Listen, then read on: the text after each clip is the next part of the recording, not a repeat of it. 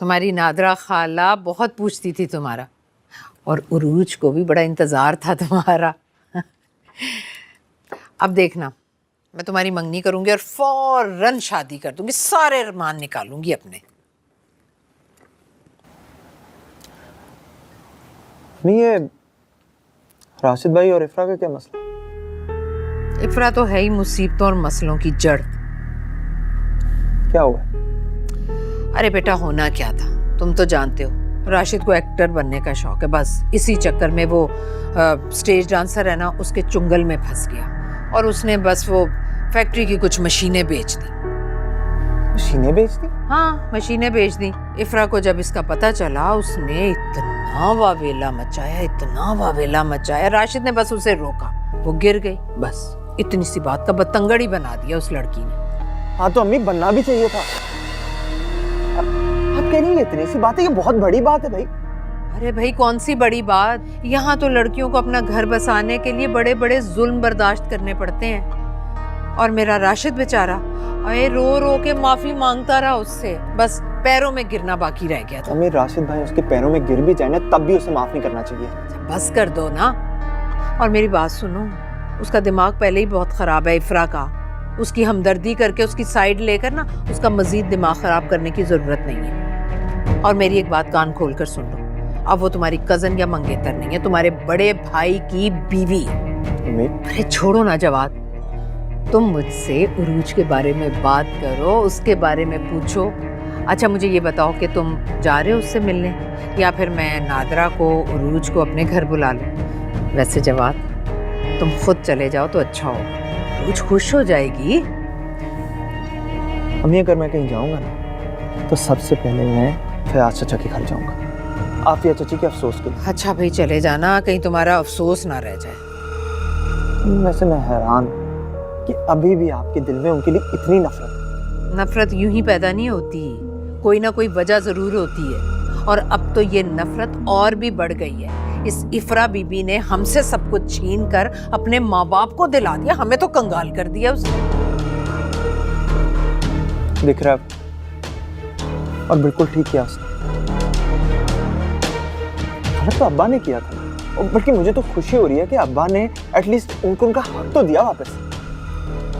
चलो भाई, तुम और तुम्हारा बाप बस मुझे ही गलत समझना। अम्मी, हम आपको गलत नहीं समझते, आपको ठीक करना चाहते हैं।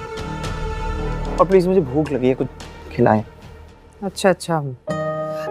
रशीदा, रशीदा,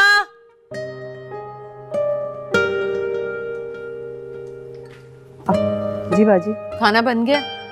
मुझे तो किसी ने बताया नहीं कि आज खाने में क्या बनाना है। इफ्रा की तरह वो तो आज कमरे से बाहर ही नहीं निकली। एक दो बार मैंने पूछा भी, मगर उन्होंने कोई जवाब नहीं दिया। देख रहे हो तुम इस इफ्रा की हरकतें? तुम जाओ, ऑनलाइन ऑर्डर कर लेता हूं। क्यों तुम ऑर्डर करोगे? तुम्हें नहीं पता, घर की बहू है, उसकी जिम्मेदारी है वो किचन को देखे, सबको देखे। लेकिन नहीं, उसे तो मोहतरमा को बस आराम की पड़ी है, कमरे में बंद रहे।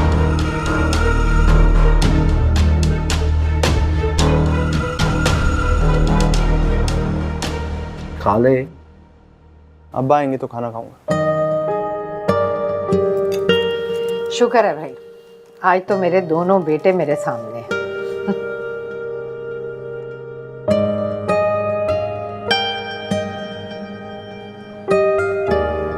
इफ्रा कहाँ है? रशीदा बुलाने गई थी, वो तो फिर भी नहीं आई। बुलाओ उसे, जाओ बुला के लाओ।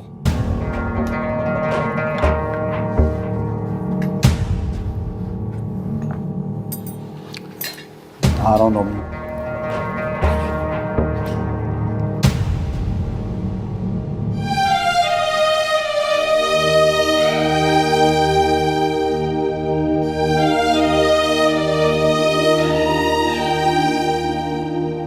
अब्बा बुला रहे हैं तुम्हें, खाना खा लो।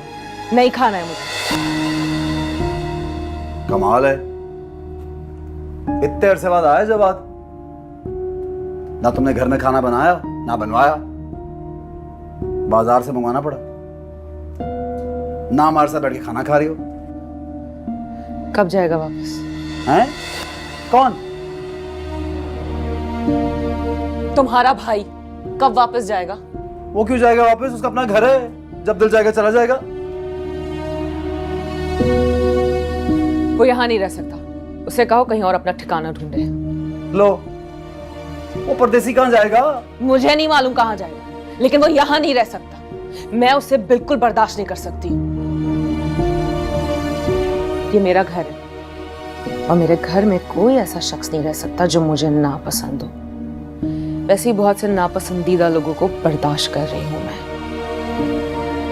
अब्बा घर ही उनके नाम है, इतना हक कोई नहीं जता सकता। सोच लो, कहीं तुम्हारे अब्बू को ये घर मेरे नाम ना करना पड़ जाए। क्या फजूल बातें कर रही हो? हो क्या गए तुम्हें?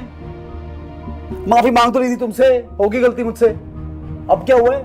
मुझे जो बोलना था ना मैं बोल चुकी हूँ। अब अपने भाई को बोलो चले जाए यहाँ से। मैं नहीं बोलूंगा। मीटर मीटर घूम गया तुम्हारा, डर लग रहा है।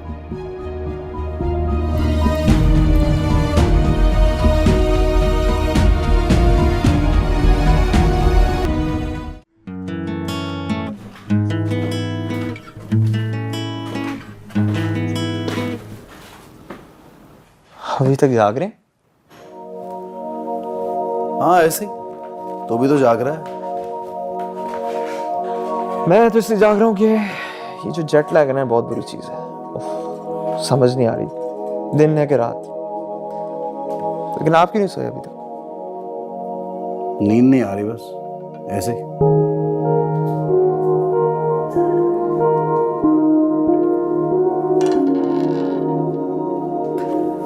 वैसे आपने अपने साथ और इफ्रा के साथ अच्छा नहीं किया। वहाँ से कॉल करता था तो ये पता चलता था कि और लगता था जैसे कि आप दोनों बहुत खुश हैं, सब ठीक हो गया आपके दरमियान। यहाँ आया तो पता चला कि फिर से आप वो एक्ट्रेस के चक्कर में। तुझे शायद अंदाजा नहीं कि इफ्रा ने किया क्या हमारे साथ। सारी जायदाद हत्या ली है, इतना कुछ हो गया।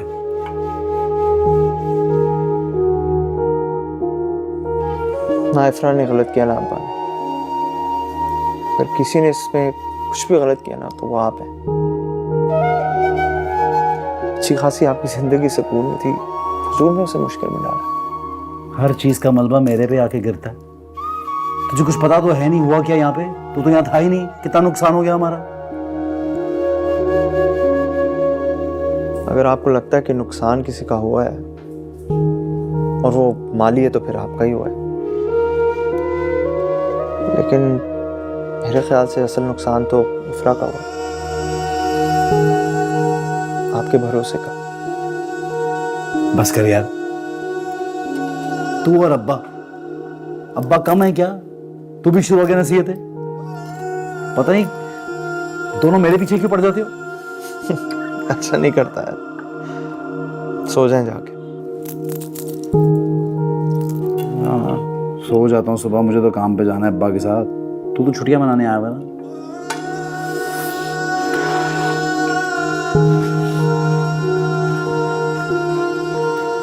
ये आजकल आप अपने कमरे में नहीं सो रहे?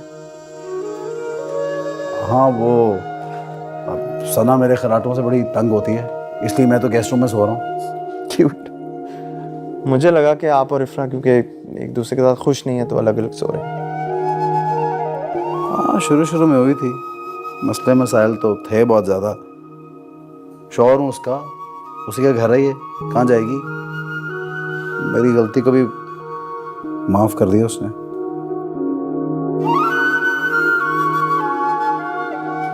चल ओके।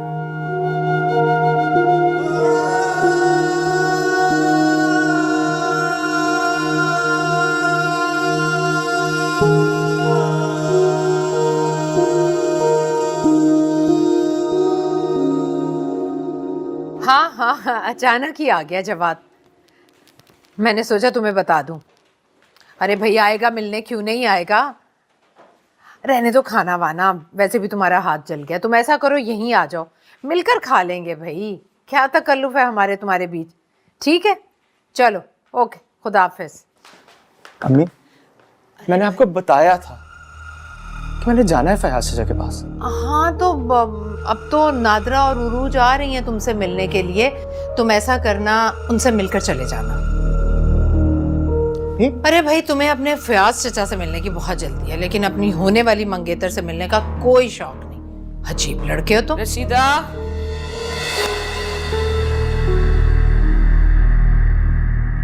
इफ्रा जी। नादरा और उरूज आ रही हैं खाने पर, तुम ऐसा करो रशीदा से कहकर अच्छे से खाने का इंतजाम कर लो। और हाँ तुम अच्छा खाना क्या जरूरत है भाई, कोई पहली बार तो नहीं आ रहे हैं वो लोग यहाँ पे, चाय खाना तो खाते ही रहते हैं। तो तुम्हें क्या मसला है? तुम्हारे बाप के पैसे खर्च होते हैं। अभी तुम इसे नहीं देख रहे किस तरह से बात कर रही है ये मुझसे? बहू हूं मैं इस घर की, फिक्र है मुझे, वरना मेरा क्या है, ना कोई कारोबार ना ही जायदाद। और वैसे भी आपको तायाबू ने कहा ना कि घर का खर्चा कंट्रोल करके किया करें आप।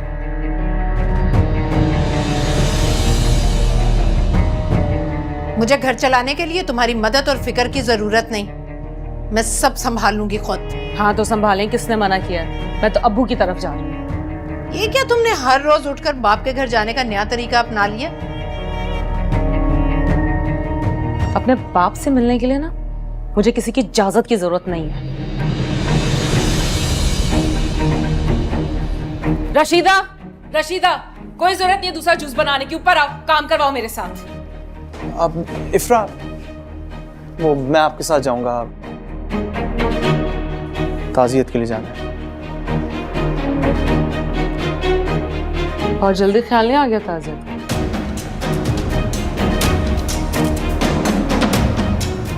खैर मैं तो जा रही हूँ, अगर तुम चलना चाहो तो साथ चल सकते हो। मैं तैयार होके आता हूँ। ओफो, मैंने नादरा और उरूज को घर खाने पर बुलाया। अम्मी आ जाऊंगा मैं, आप फिक्र ना करें।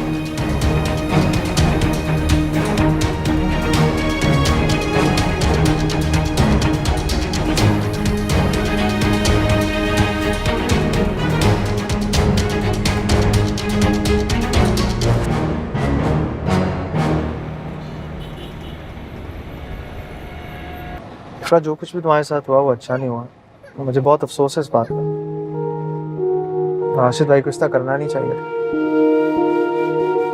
लेकिन तुमने उन्हें माफ कर दिया, ये बहुत बड़ी बात है और इसके लिए मैं तुम्हारा शुक्रगुजार हूँ। मुझे इस बारे में कोई बात नहीं करनी चाहिए।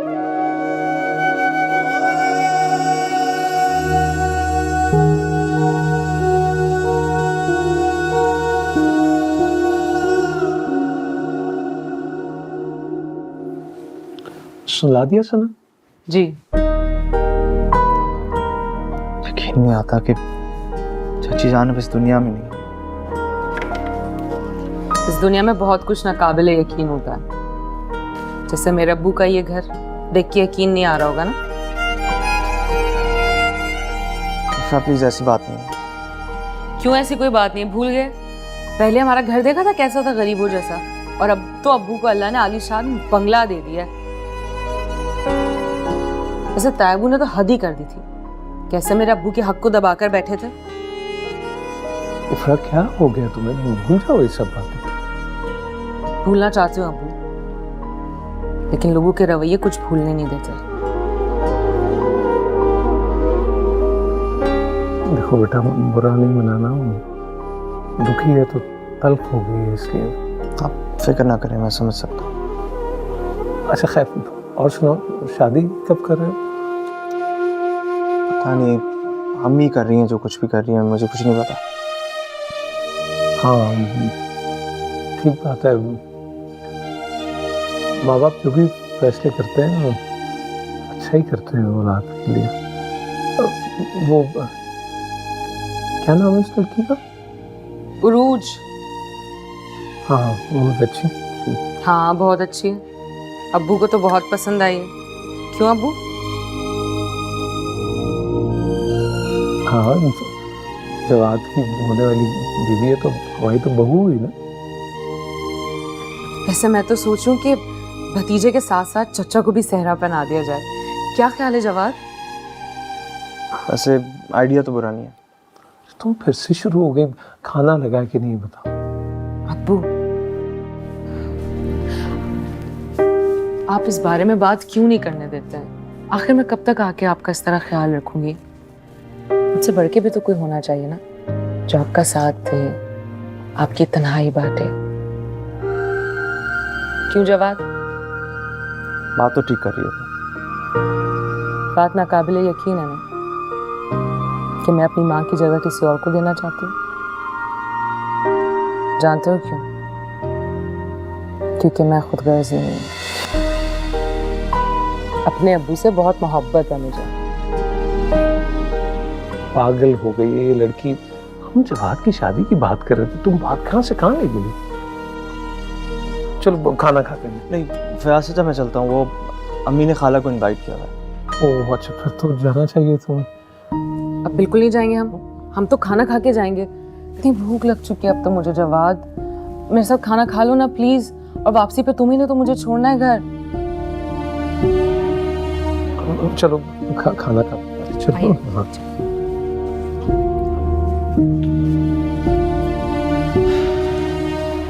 आओ बेटा। अरे बैठो ना। हाय नरगिस, बुलाओ ना मेरे बच्चे को। वो फयाज के यहाँ गया है आफिया की ताज़ियत करने। जवाद को मुझसे मिलने का बिल्कुल भी शौक नहीं है।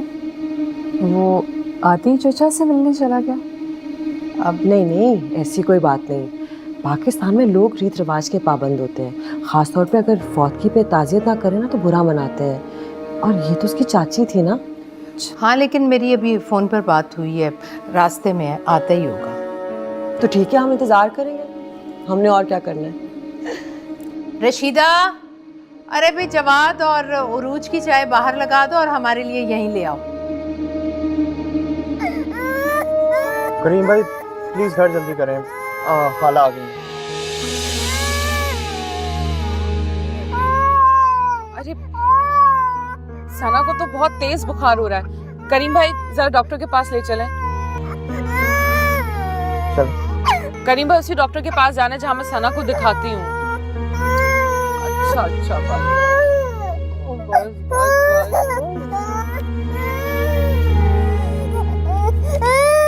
चले। सब ठीक तो है ना? हाँ, इसके दांत निकल रहे इसलिए तबीयत खराब हो गई थी। मैं परेशान हो गया था, इतना टाइम जो लग गया तुम्हें। डॉक्टर बहुत अच्छे है ना, बहुत रश रहता है इनके पास। सना जब भी बीमार होती है मैं इन्हीं के पास लेके आती हूँ। इनकी दवाई से सब फौरन आराम आता है।